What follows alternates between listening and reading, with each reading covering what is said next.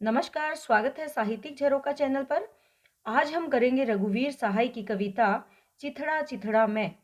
इस कविता के माध्यम से कवि ने आत्मकथात्मक शैली का प्रयोग करते हुए ये बताने का प्रयास किया है कि इस संसार में बहुत से लोग ऐसे हैं जिनके पास बहुत सारे वस्त्र हैं या जो दिखावे में विश्वास रखकर बहुत सारे वस्त्र इकट्ठे कर लेते हैं। लेकिन कुछ लोग ऐसे भी हैं जिनके पास अपना शरीर ढकने के लिए एक पूर्ण चिथड़ा या एक पूर्ण वस्त्र भी नहीं है। उन्हीं भावों को अभिव्यक्त करते हुए कवि ने इस कविता की रचना की है। तो आइए कवि के भावों को समझने का प्रयास करते हैं।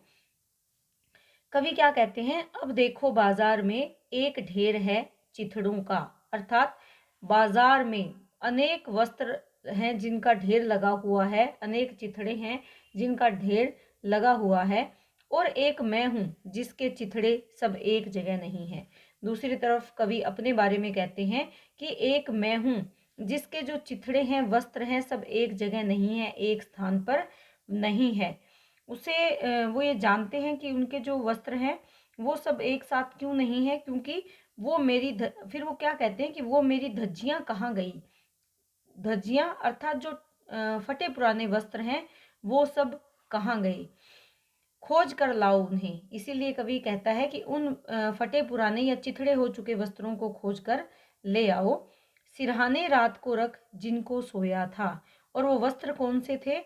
जिनको अपने सिरहाने, सिर के पास रात के समय में रख कर कवि सो गया था। कैसे रखे थे?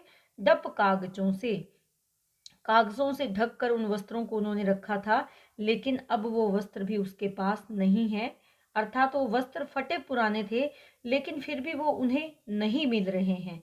तो यहाँ पर आत्मकथात्मक शैली के माध्यम से कवि ये बताना चाहते हैं कि किस प्रकार एक दरिद्र व्यक्ति का जीवन कितना कठिन होता है जब उसके पास अपना शरीर ढांपने के लिए भी वस्त्र नहीं होते। तो सामाजिक विसंगति का चित्रण किया है यहाँ पर।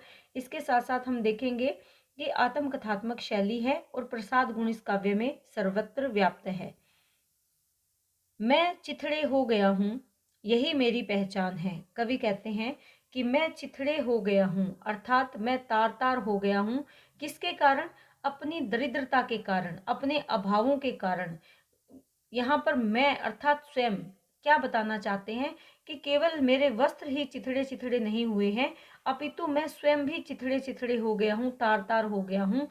और अब यही मेरी पहचान है, और यही मेरा जो ये जो वस्त्रों का खंडन विखंडन है या तार तार हो जाना है, अब यही मेरी पहचान बन गई है।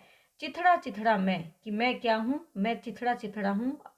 मैं जानता हूँ कि मैं हूँ एक अदद। अदद का मतलब है यहाँ पर क्या हूँ? एक इकाई।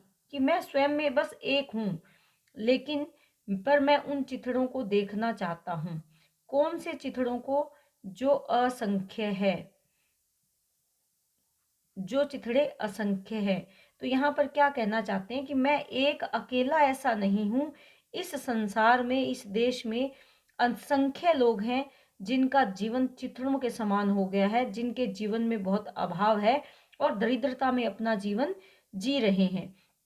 एक इकाई के माध्यम से ये कहना चाहते हैं कि जो इस काव्य के माध्यम से मैं वर्णन कर रहा हूँ वो केवल एक व्यक्ति का चित्रण है, लेकिन ऐसे अनेक व्यक्ति इस संसार में हैं, अनेक चिथड़े इस संसार में हैं जो अपने आप में पूर्ण नहीं है या जो दरिद्रता और अभावों में अपना जीवन जी रहे हैं। कवि अपने भावों को अभिव्यक्त करते हुए कहते हैं कि उनको जमा करो। किनको? चिथड़ों को, जो बिखर चुके हैं, जो गायब हो चुके हैं या जो खंडित हो चुके हैं, उन चिथड़ों को जमा करो। अरे कुछ मेरे हैं, और उन चिथड़ों में कुछ कवि कहते हैं कि मेरे हैं यानी स्वयं के हैं, और कुछ ऐसे भी हैं जो मेरे नहीं हैं, वे मेरी धज्जियां नहीं हैं। कवि यहाँ पर बताना चाहते हैं कि वो धज्जियां नहीं मानता उनको, अपितु वो फटे पुराने क्या है? पैबंद थे। वो उसकी धज्जियां नहीं है, वस्त्रों की धज्जियां नहीं है, अपितु जो गायब हुए हैं, जो चिथड़े, वो पैबंद थे। पैबंद क्या होता है? पैचिस जिनको कहते हैं, जो फटे पुराने वस्त्रों को ठीक करने के लिए सिलाई करके जिन जो पैबंद कपड़े पे लगाए जाते हैं, उनके लिए कहते हैं कि वो मेरी धज्जियां नहीं अपितु पैबंद थे। पैबंद का मतलब किसी भी रिक्त स्थान को पूर्ति करने वाले थे, पूर्ण करने वाले थे। लोग शान शौकत दिखाते हैं, कवि क्या बताते हैं कि जो संसार के पूंजीपति वर्ग है वो शान शौकत दिखाते हैं दुनिया भर के चिथड़े जोड़कर, दुनिया भर के कपड़े या वस्त्र इकट्ठे करके वो अपनी शान समझते हैं और उसको दूसरों को दिखाने का प्रयास करते हैं। लेकिन मुझको बस इतने ही चाहिए। लेकिन कवि क्या कहते हैं, मुझे बहुत अधिक चिथड़े इकट्ठे नहीं करने हैं, मुझको तो बस इतने ही वस्त्र चाहिए, खुला रहे बदन जिन्हें ओढ़कर, कि जिनको ओढ़कर मेरा तन तो ढक जाए लेकिन मेरा वदन, यहाँ पर बदन है, वदन खुला रहे।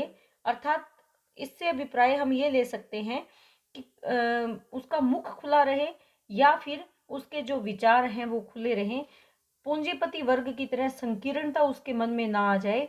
इस प्रकार के विचार कवि यहाँ पर व्यक्त करना चाहते हैं कि वो वस्त्र उसका केवल तन ढके, उसकी सोच पर उसका कोई प्रभाव ना पड़े। इसीलिए कवि कहते हैं कि मैं केवल इतने ही वस्त्रों को प्राप्त करना चाहता हूँ जो मेरी आवश्यकताओं की पूर्ति कर सके। तो ये हमारी छोटी सी कविता है, चिथड़े चिथड़े मैं, लेकिन भाव काफ़ी गहरा है जो कवि ने व्यक्त किया है अपने काव्य के माध्यम से। उम्मीद करती हूँ कि आप इसे अच्छे से समझ पाए हो। इसी तरह वीडियोस देखते रहें, चैनल को लाइक, शेयर और सब्सक्राइब ज़रूर करें और इसके साथ साथ मेरा उत्साहवर्धन करने के लिए कमेंट भी करते रहें। बहुत बहुत धन्यवाद।